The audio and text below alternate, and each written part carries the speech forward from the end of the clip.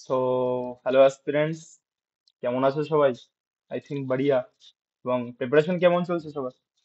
যদি ভালো না চলে সেটাকে ভালোভাবে চালাও, আদারওয়াইজ চাপ হয়ে যাবে তো। ঠিক আছে, যেই হারে কম্পিটিশন বাড়ছে, যদি ঠিকঠাক ভাবে না পড়ো বুঝে শুনে, চাপ হয়ে যাবে। ঠিক আছে, যাই হোক। এবং আহ, প্রথমে সরি সবাইকে, আহ, যে প্রায় 2 সপ্তাহ হলো, 2 বা 3 সপ্তাহ যে কোনো রকম ভিডিও আমি আপলোড করতে পারিনি।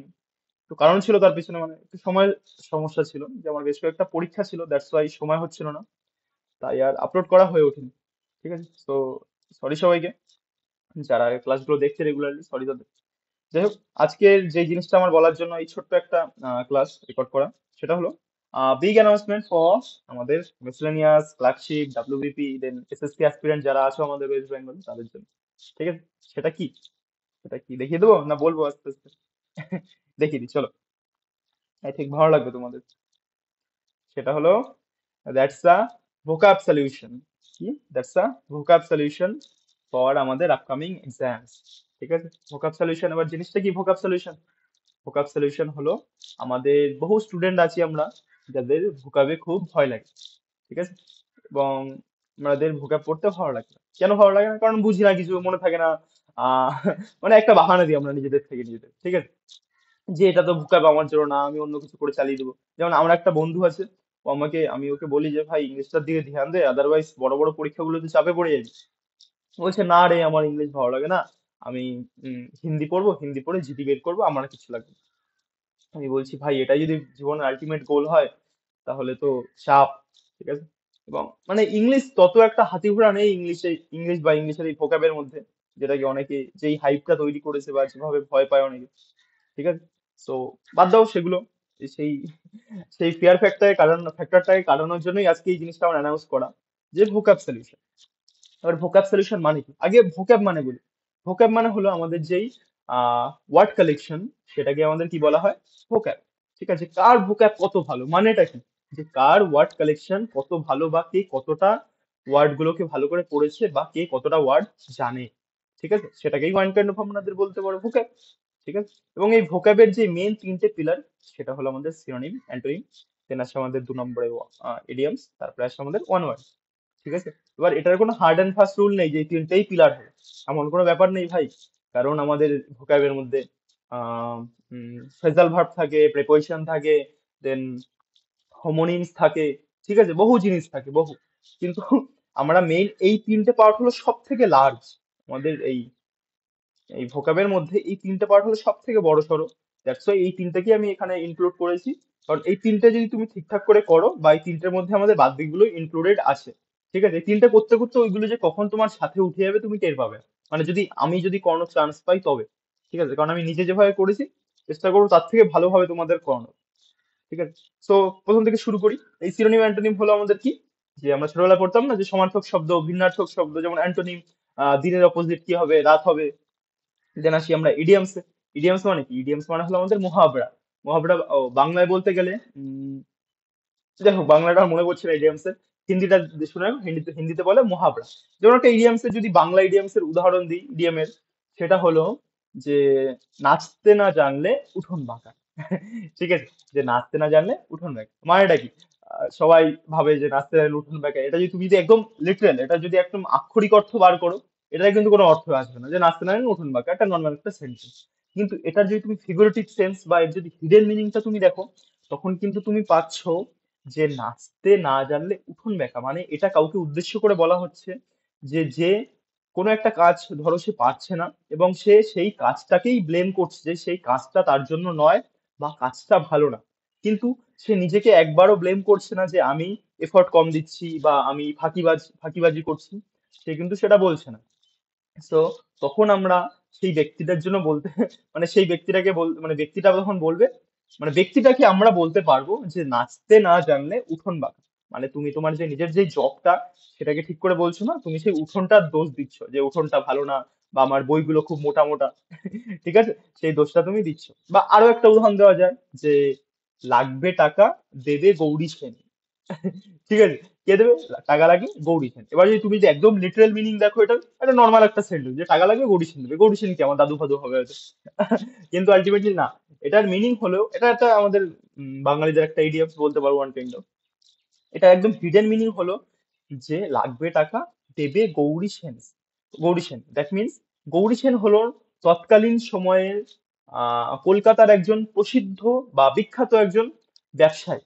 ঠিক আছে, এবং তিনি খুব জেনারেস বা উদার মনের ছিলেন। তিনি প্রচুর লোককে হেল্প করতেন টাকা দিয়ে। ঠিক আছে, এবং মনিটারি সাহায্য করতেন প্রচুর লোককে। এবং সেইখান থেকেই ইডিয়ামটা মহাবরাটা তৈরি হয়ে গেছে, বা নীতিবাক্য। হ্যাঁ, বাংলাটা মনে পড়লো, ইডিয়ামস এর বাংলা হলো নীতিবাক্য বা নীতিকথা। সেটা আমাদের আহ ওইখান থেকে তৈরি হয়ে গেছে যে লাগবে টাকা, দেবে গৌরী সেন। মানে যখনই কারোর কোনো টাকা সম্পর্কে মনিটারি সমস্যা হতো, তখন তারা কি করতো, আমাদের গৌরী সেনের সাথে কন্ট্যাক্ট করতো বা গৌরী সেন তাদেরকে সাহায্য করতো।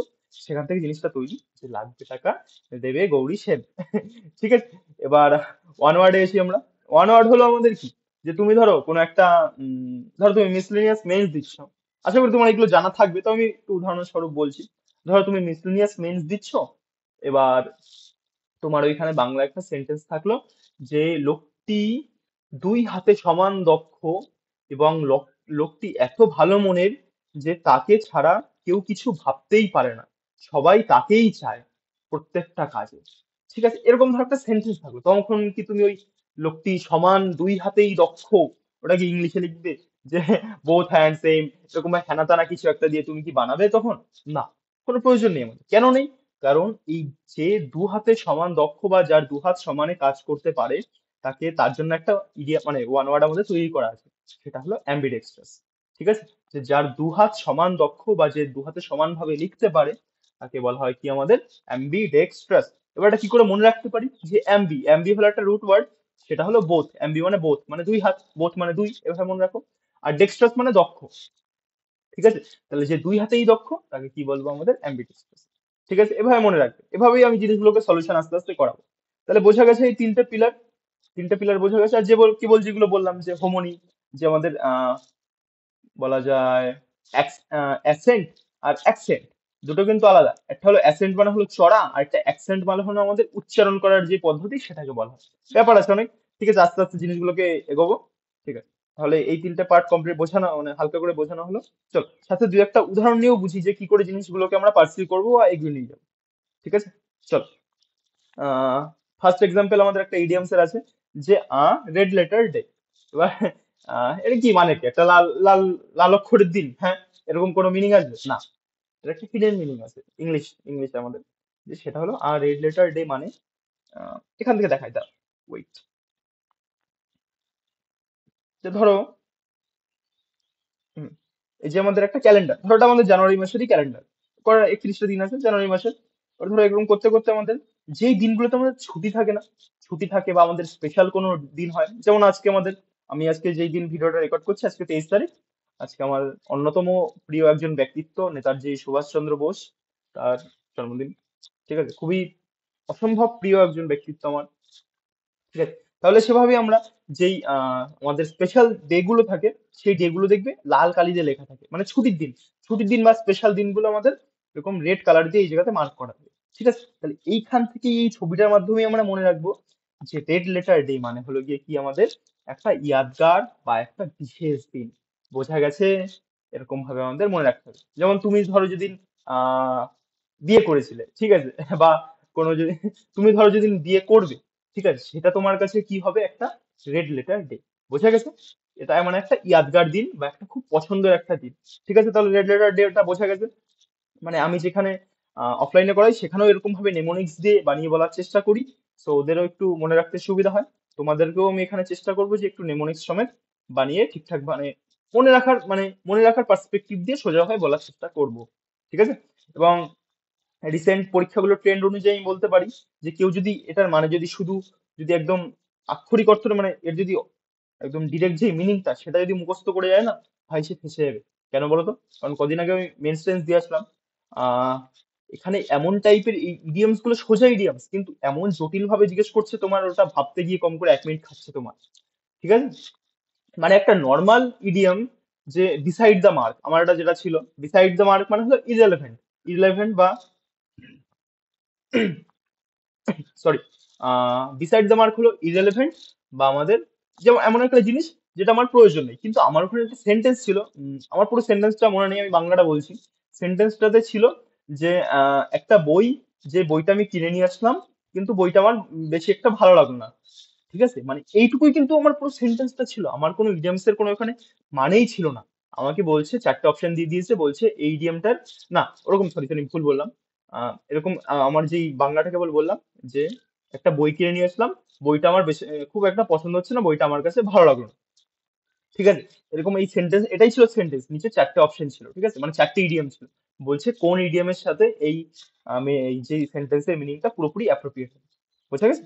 তাহলে এটা তোমার বেসিক সেন্স লাগিয়ে করতে হবে যে তুমি যে বইটা ধরো কিনে আনলে, সেটা তোমার পছন্দ হচ্ছে না, মানেটা কি, বইটা তোমার কাছে এখন ইররিলেভেন্ট হয়ে গেছে, বা বইটা তোমার এখন মানে আর কোনো কাজে লাগছে না, মানে তোমার প্রয়োজন নেই। তো সেইখান থেকে তোমার মিনিংটাকে বের করে এক্সট্রাক্ট করতে হচ্ছে, ওর এসেন্সটাকে এক্সট্রাক্ট করে তোমার ওটাকে লাগাতে হলো যে দা বিসাইড দা মার্ক। বোঝা গেল? এরকম ডেপথের কোশ্চেন এখন করছে, তো সেভাবেই আমি জিনিসগুলোকে এগিয়ে নিয়ে যাওয়ার চেষ্টা করব। মুখস্থ করাবো না, কিন্তু বোঝাবো, এমন ভাবে বোঝাবো সাথে তোমার মুখস্থ হয়ে যাবে। এবং যেই দু একটা ধরো বোঝার কোনো স্কোপ থাকে না, মুখস্থ করতেই হবে, সেগুলো আমি বলে দেবো, করে নেবে মুখস্থ, না করলে পরে চাপে পড়ে যাবে পরীক্ষাতে। কারণ আলটিমেটলি কম জিনিস করাবো, কিন্তু রিপিটেড জিনিস করাবো যেগুলো খুব আসে। ঠিক আছে, তো রেড লেটার ডে বোঝা গেল। রেড লেটার ডে মানে কি, আমাদের ওই ক্যালেন্ডার থেকে মনে রাখবো, যে ক্যালেন্ডার যে লাল রঙের দিনগুলো থাকে সেগুলো আমাদের কাছে খুব স্পেশাল দিন হয়, বা সেগুলোতে আমাদের ছুটি থাকে। সেইখান থেকে মনে রাখবো যে রেড লেটার ডে মানে স্পেশাল দিন। ঠিক আছে, চলো। তাহলে এভাবে আমরা ইডিয়ম গুলোকে, প্রত্যেকটা ইডিয়মকে এরকম ছবি দিয়ে আমরা পার্সিউ করবো। ঠিক আছে, মনে রাখবে সবাই, এভাবে জিনিসটাকে এগো।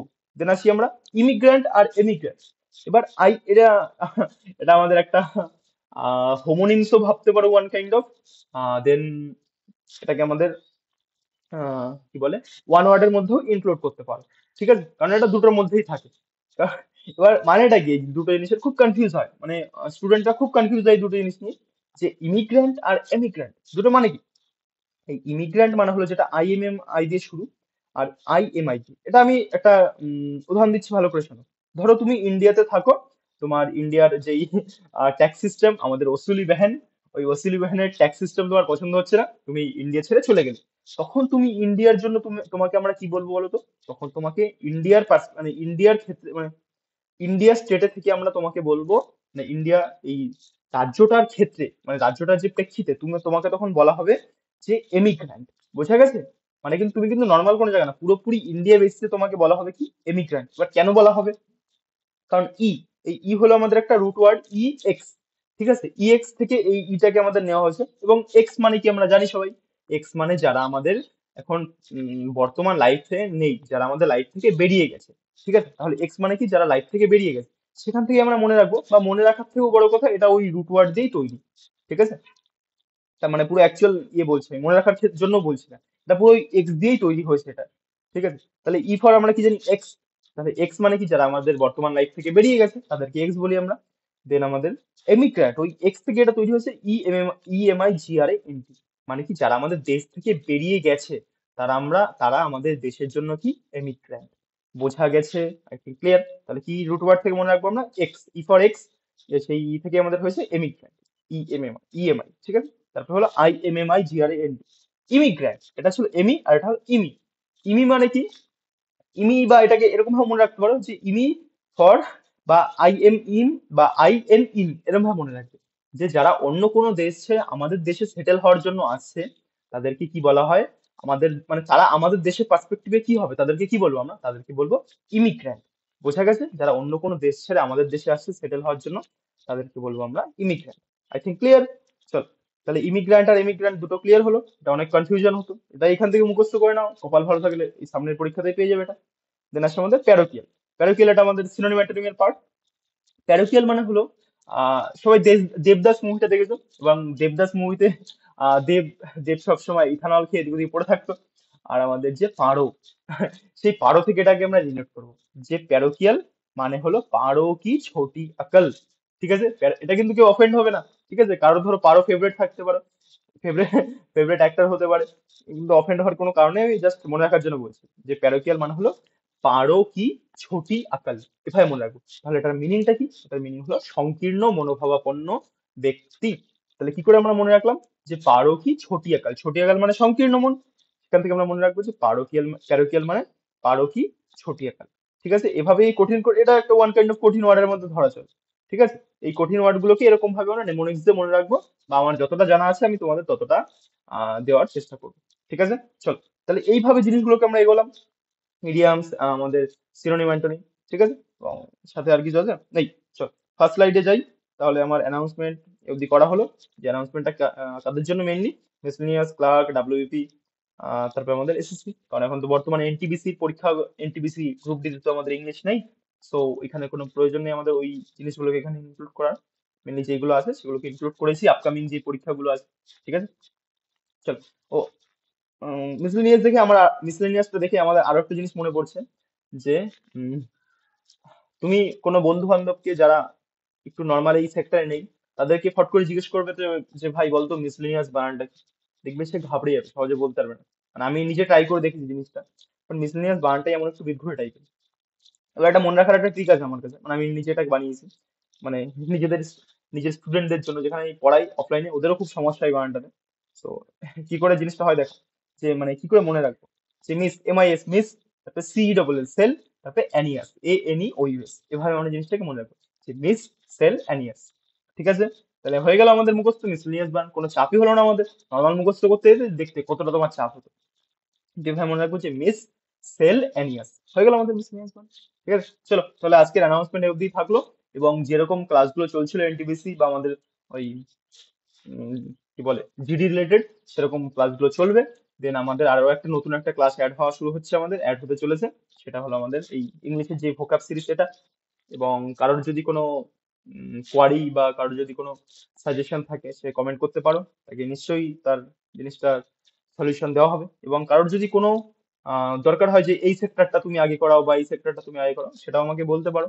তো আমি সেখান থেকে শুরু করতে পারি, বা আমাদের প্রথম মানে প্রথম যেটা থেকে শুরু করব সেটা হলো ইডিয়ামস। ঠিক আছে, চলো আজকের কথা না বাড়িয়ে স্টপ করছি, পরে দেখা হচ্ছে খুব শীঘ্রই। Thank you.